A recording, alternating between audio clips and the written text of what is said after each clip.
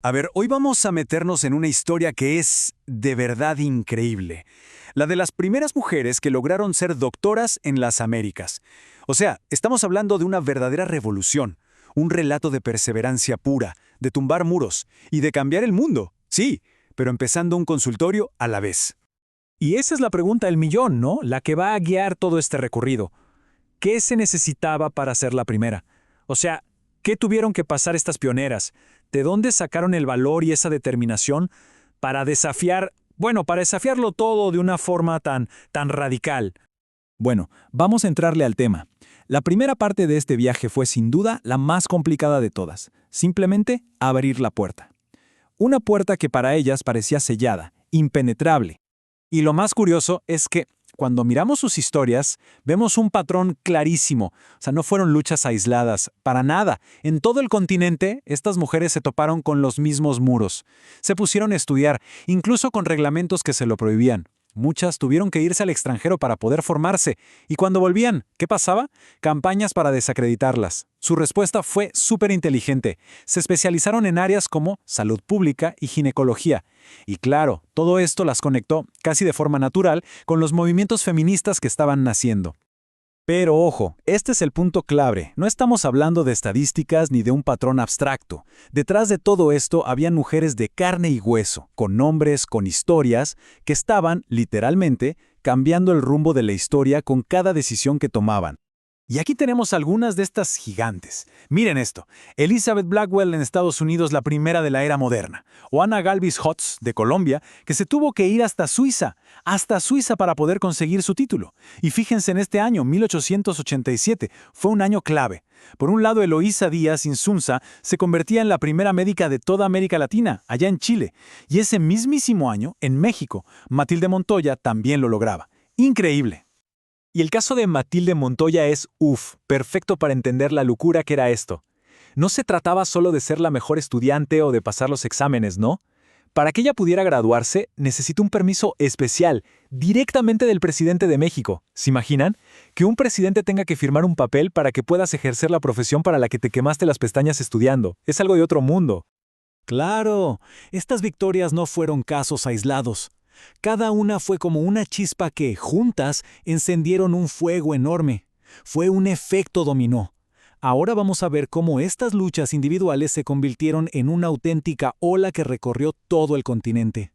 Esta línea de tiempo lo cuenta todo, casi como una historia en 3 actos. Primero tenemos a las pioneras, ¿no? Las que rompieron el hielo entre 1849 y finales de ese siglo en lugares como Estados Unidos, Chile, México. Luego, arrancando el siglo XX, ¡boom!, viene la gran ola latinoamericana. La idea se esparce por Perú, Centroamérica, el Caribe. El movimiento ya era imparable. Y finalmente, un poco más tarde, en los años 30, se suman países donde las barreras, eran todavía más altas por temas educativos o coloniales.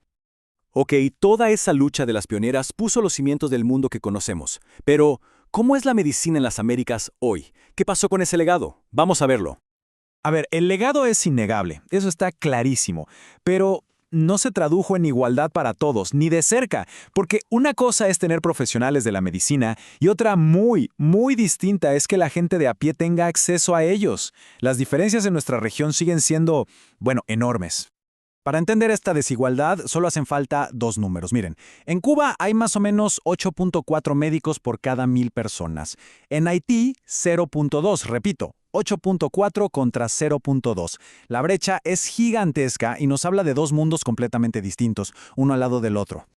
Y este gráfico lo deja todavía más claro, ¿no? O sea, la diferencia visual entre las 2 barras es brutal.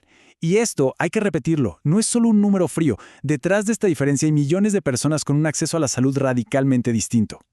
Pero más allá de cuántos médicos hay, está pasando otra cosa. Una transformación que es, quizá, el legado más directo de aquellas primeras pioneras. Es como una revolución silenciosa que está cambiando el rostro de la medicina, pero desde adentro. Y el término para esto es feminización de la medicina. Suena complejo, pero es simple. Significa que, de forma constante, la proporción de mujeres en la profesión médica está aumentando. Pero no es solo un cambio de número, ¿eh? Esto está impactando todo, la estructura, las especialidades que se eligen, por eso vemos más mujeres en pediatría o ginecología, y hasta la cultura misma de cómo funciona un hospital o una clínica. Y para que quede claro, esto no es una predicción para el futuro. No, no, no, ya está pasando, ahora mismo. La Organización Panamericana de la Salud lo confirma. En casi un tercio de los países de la región ya hay más médicas que médicos, ya son mayoría. Entonces, ¿qué está detrás de este cambio tan grande? Bueno, son como tres motores funcionando al mismo tiempo. Primero, y el más obvio, es que las mujeres tienen mucho más acceso a la universidad y a las facultades de medicina. Segundo, los cambios culturales y las políticas de igualdad de género, que fueron derribando barreras. Y tercero, esto es parte de una tendencia mundial. Cada vez más mujeres eligen profesiones relacionadas con la salud y el cuidado de otros. Y con esto cerramos. Piénsenlo. Todo este viaje empezó con una lucha titánica solo para que las dejaran entrar, solo para cruzar la puerta.